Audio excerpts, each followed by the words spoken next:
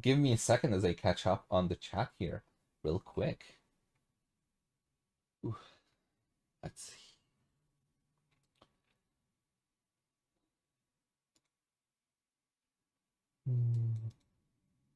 In the meantime, while I'm catching up on the chat, um, if you have any questions, feel free to post them now. Um, can be about anything, and I'm anxious to answer everybody's questions. I hope we get some good questions today.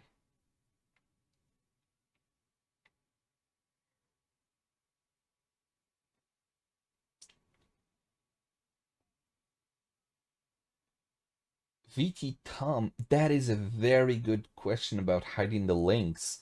If you're streaming something, I did notice that at the same time with regards to my invitation links, which I did reset one of them at one point because of that. We do hide the license key, but I think the invitation link should be hidden as well. Um, so yes, definitely a good feature suggestion.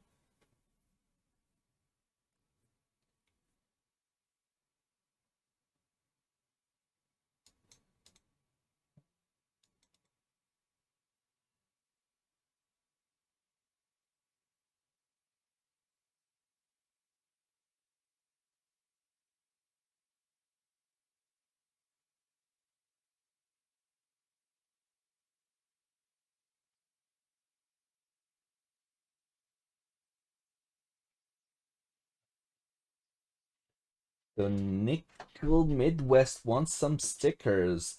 Yes, Nick, I know you want some stickers, and I did promise you stickers before. Um, but the stickers that I got, which I was going to send to you, were the old logo, and we had already started the design work on the new logo by the time that I received them. So I decided to hold off. So once we get the new stickers, I'll be sending you a bunch.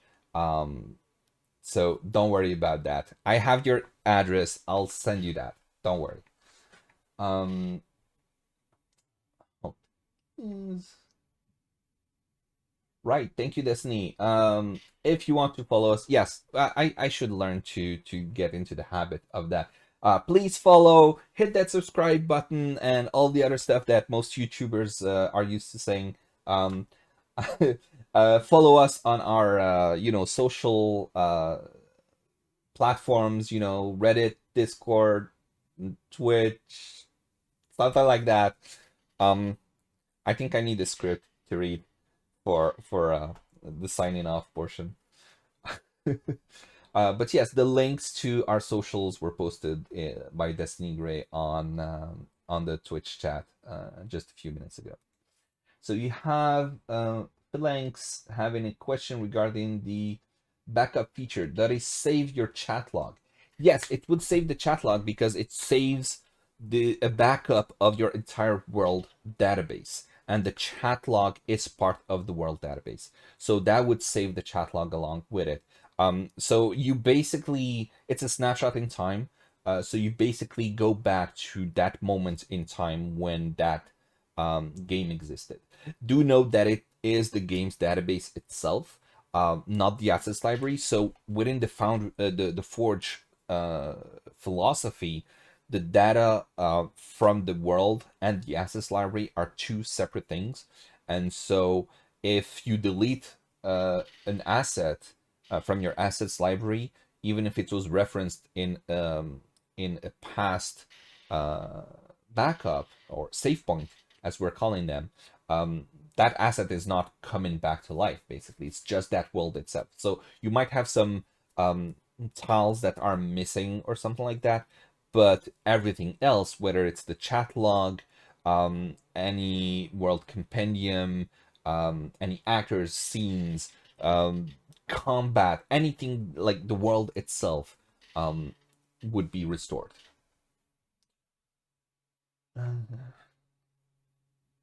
Oh, Alaric wants to troll. Feel free to troll, but wait for the serious questions to end. Um, I'm used to you always having some really good questions, and a few trolley ones, and I love that. All right, you better have fun at PAX, or else a certain clown paladin will find you. Okay, now I'm scared, Zenja. I'm scared. Yeah, we will hand out stickers, show up to PAX. Everything I've used on Forge worked great, no question. Just thank you for all that you are doing. Well, thank you, Negative 2 Charisma. Negative 2 Charisma is, I believe, a Twitch streamer as well. And I I believe I'm just gonna follow you now. Because I did see an email from you coming today. But yeah, Negative 2 Charisma, Twitch streamer. Thank you for that, for those kind words. So my question to chat is, what feature do you want for the Forge the most? Okay, that's a good question, Destiny. I'll put them all over my classroom and some decals for my computer boxes. I like to write somewhere to feature requests, or is enough to mention it here? VT Tom, I got the feature request. I'll take care of filing it on my side. So I think it's enough that you mentioned it here. So thank you for that feature request.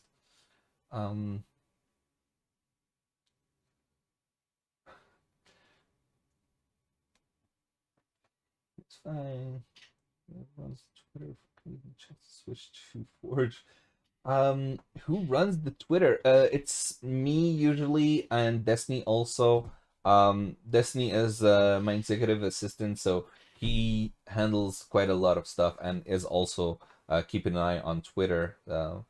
But yeah, I remember that conversation with Chuck. I believe I was the one that tried to convince them. Um, there I am actually giving some support to another German user. I rate in the channel features suggestions. Okay. German. We have so many people from Germany. If I look at my statistics, we have the US as being the biggest consumer of the Forge. Then we have, I believe, between the UK, Germany, Brazil, and Canada. Those are the big ones that are like the big countries with users subscribing to the Forge and using Foundry. Yeah, big communities in Germany and Brazil, um, from like the non-English speaking countries. What's the overhead on dealing with all the tax stuff? And have you ever thought to yourself, I should just stick to the EU and Canada? The overhead dealing with tax is quite huge, unfortunately, because there's a lot of research to be done. There's a lot of work that needs to be done that just cannot be delegated to some service or whatever. Like for example, we enrolled with Stripe Tax, which is a new feature of Stripe. But as diligent as I am, I wanted to triple check their numbers, and their numbers were off. You know, they would say we have this number of transactions for a state, and when we do the math, it's a completely different number. So we had to redo a lot of that work. We couldn't trust the information that Stripe Tax was giving us. We have some conflicting information with Avalara versus TaxJar versus, you know, there's so many different companies that do tax services, and they all give different informations. Destiny has even gone looking at you know, memos from the Department of Revenue, especially with the US. You know, there's a lot of stuff to be done. Canada and the EU were the simplest. The UK was not simple.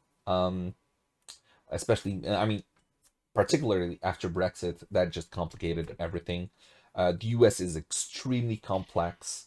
So there's a lot of things to be looked at. Like, you know, Louisiana, for example, for which we recently registered, we wasted, I don't know how many days, weeks of work trying to get us registered with Louisiana. And everything, like basically it's in order to register for a sales tax ID, you need to register your business with Louisiana. In order to register the business with Louisiana, you have to have a local representative. So then you have to look for a local accountant who lives in Louisiana to be your tax representative, and they'd be liable. So they have to You know, you need to make sure that you have someone who wants to take on that role, and it's just so complex. And you look through all of that and you spend weeks researching everybody, and then you have another roadblock, and then you realize you can register directly with the Department of Revenue instead of the Secretary of State, and then there it all works apart from validating your address, because like it has everything set up so it can accept like Canadian addresses, but then it says the address is invalid, so it doesn't work, and then spending hours trying to get that to work. And then in the end, something that we could not find anywhere online, but someone was kind enough, I think on the second or third call from Destiny to the revenue agency of Louisiana, someone told him, well, I think you should go to the Remote Sellers Commission, which is a completely different thing. And so go finding that Remote Sellers Commission, it's a different website that we didn't find anywhere else, that is specifically for remote sellers selling into Louisiana, and that one works.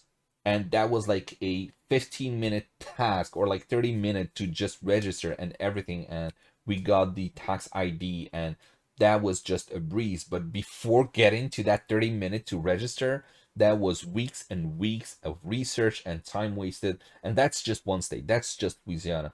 Maryland, for example, we had kind of the same thing, and in the end we managed to register, but then we had to wait about a month to receive a letter by mail, in which that letter asks me to go to a notary in Montreal to sign an affidavit to take responsibility for that account because I don't have a US social security number, and then sending that back via mail, and then waiting probably another month before we receive the correspondence back and all of that. So, you know, it's extremely complicated, and every state is different. Every state has to be registered. So there's the streamlined sales tax, which is a really interesting concept that has a few of the US states, not all of them, but a few, that just makes it much easier to register for them. But yeah, that's basically, I mean, I could spend another hour just talking about sales tax and the complexities involved there. But to answer the question, why not stick into the EU and Canada? It's because basically, I want everybody to be able to enjoy Foundry and the Forge. So I do not believe in a internet website limiting you based on your IP address. That's just something I hate. And as someone living in Quebec, you know, just like you know, giveaways and things of that sort, where you see like sweepstakes, US and Canada eligible except Quebec, I always feel left out, and I absolutely hate that, and I don't want that to happen to my users. Um, all right, I spent a bit too long talking about tax, which is boring, I'm sure. Let's get back to other questions. What's the overhead of dealing with tasks? Help me, it worked. It's nice here. Don't forget Estonia. There must be loads of users that from there. Not so many users from Estonia, but Estonia is part of the EU OSS scheme, so that's just great. How many from Spain? I bet there aren't many of us. I'm not sure. Like, I don't have the stats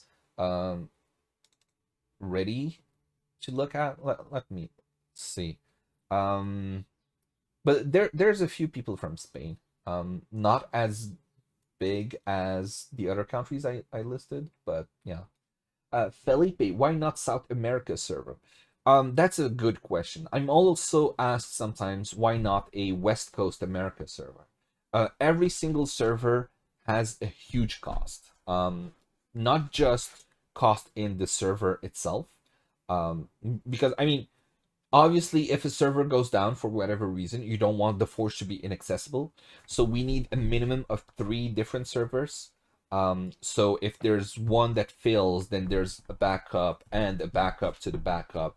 And the backups between themselves need to have a quorum to say, I'm not the one that lost internet, it's that one that lost. So you need an odd number of servers always, to be able to communicate with each other and come to a consensus on who needs to take um, the hand basically on handling the requests and things like that. So 3 servers that need to be rather large because of the storage server and the database and things like that.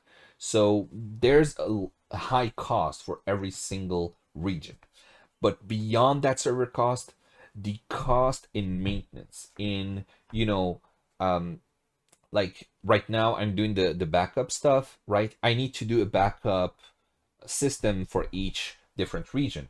And I need to have a server that handles all those, save points for each of those regions. And anytime I need to do a change, anytime I need to do an update to the website, anything like any every region adds the amount of work that we have to do. So if I could, I would have 10 regions, but it would take me, if I need to push an update, it would take me forever. Or add a feature. It's just like so much cost in terms of time and administrative work to just like set everything up. So that's one of the reasons why I'm limiting the number of servers, of regions that we have. Um, Beyond that, there isn't a South American server available from either DigitalOcean or OVH, which are the service providers. Moving to OVH allowed me to add a new one in Australia. Otherwise, DigitalOcean doesn't provide one in Australia either. So, like Asia, the only one was Singapore, which didn't work well for some of the people in Australia. But OVH at least has Singapore and Sydney. But there isn't one in South America. But yes, South America would be a good one to have because of the number of people in Brazil. But even then, I would need to have a really high number of users to justify that cost. Otherwise, I would basically be losing money just on the servers and not receiving enough subscriptions to cover that cost. So that's one of the reasons as well, right? But again, like the regions is basically just for the Foundry server. So it will affect your latency, but it's not going to specifically affect as much with regards to the gameplay, loading the scenes and all that. We use the CDN, we use Cloudflare for that, and all of the assets are basically distributed in over 200 different servers around the world. So, when you load your modules, when you load your scenes, your worlds, it's all coming from a region that is like a server that is really close to you. But it's just when you move your token, instead of taking 30 milliseconds to move the token, it takes 80 milliseconds. That's kind of the effect that it has. Obviously, when it starts to get into 200 milliseconds, you'll start to notice it, which is what I want to avoid. But other than that, it's not strictly necessary. All right, well, Larry, I'm just thinking there's a lot of tax fraud going on with many online businesses that sell to US citizens. I cannot fathom the amount of work that is required to pull this off. Yeah, Larry, it's a lot of work. It's really a lot. And I'm sure that a lot of online businesses are ignoring that. Because it's just crazy. Some of the stuff I've seen is absolutely absurd. I would say most of the laws and the industry is centered around brick and mortar shops. So you have some laws are just they don't make sense. Like they don't have the concept of online. Like as an example, you have a lot of the U.S. states have a threshold before there's a economic nexus, as they call it, to say that you have so much business with this state that you have an economic nexus, so you have to collect tax. And generally, it's $200,000 a year in that state, or 200 transactions. So 200 transactions to them is enough to count as you have so much content that you need to start registering. And so you look at it from the Forge perspective. 200 transactions in a year, that means less than 20 subscriptions, which is very small amount, you know. And that's what, at like $5 per per per subscription, that's less than $100 a month versus 200,000 a year. You know, that's the difference between, because they think if you are out of state and you make sales into this state, it's because you are an international seller and you are shipping crates in containers, or, you know, big pallets that are, you know, tens of thousands of dollars per transaction. That's the way they think, and they don't think about online software as a service products like this. Um, so yeah, it's really awful. And like, for example, with the GDPR in the EU, like they say, if you break GDPR, um, your, like, the cost would be 4% of your annual revenue, or 5 million euros. Okay, 5 million euros, whichever is the highest. Which means that someone like me, you know, the Forge, if we make a mistake with the GDPR, I mean, of course, they're not going to immediately give us this penalty or anything like that. But if we make a mistake like that and we get sued for GDPR failure, which is a EU law, then, oh, your 4% revenue, annual revenue is this much, but you need to pay 5 million euros because it's the highest of the two that you need to pay. Because the only reason that they made those laws was to target Google and Amazon and Facebook. You know, those three are their target, but they make a law that will target me, which is absolutely ridiculous. If we get that 5 million euros uh, penalty fee, I mean, the Forge doesn't exist anymore, because there's simply no way that I would have 5 million euros to pay, you know. So that's kind of we're every day we see stupid laws like this, but that's how it is. um, Nickel Midwest, this is what I came for, the hot sales tax talk. Yeah.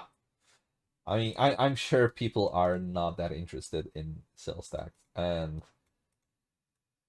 it's you can see I have a burning passion uh, in the hate department on that subject. But yeah, it also explains, you know, why some things might have been a little slower in the recent 6 months or so, because we had to deal with quite a bit of this stuff, and it takes a lot of our time. There's also true of silly criminals and people who just really, really want to track people unlawfully. The smart people will be fine though.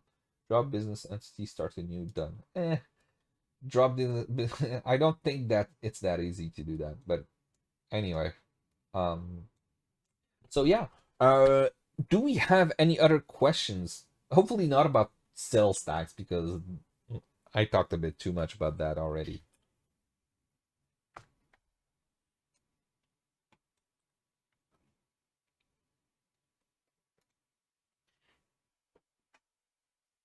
New questions? No new questions? All good? All right. Well, if that's it, then well, yeah. Thank you everybody for joining, and thank you for the questions. Thank you for listening, for everything, and obviously thank you for trusting the Forge, for being with us, and for being awesome users and customers, and making us able to do what we do. Um, so thanks everybody for that, and thanks for being here for the stream. Um, and congratulations again, Lick2, for that giveaway, for winning that random draw. Um, and that's it. If you want to keep track of this, you know, follow us on Twitter, follow us on Reddit, join our Discord. And if you're on Discord, you can go to like I believe it's the welcome, no, the rules channel, I think. Rules and roles. And you can click that little reaction to get the news and the service roles, which will let you get pinged when there's news like this, such as, we're going live for our stream. And so that's about it. Thanks again, and see you next time.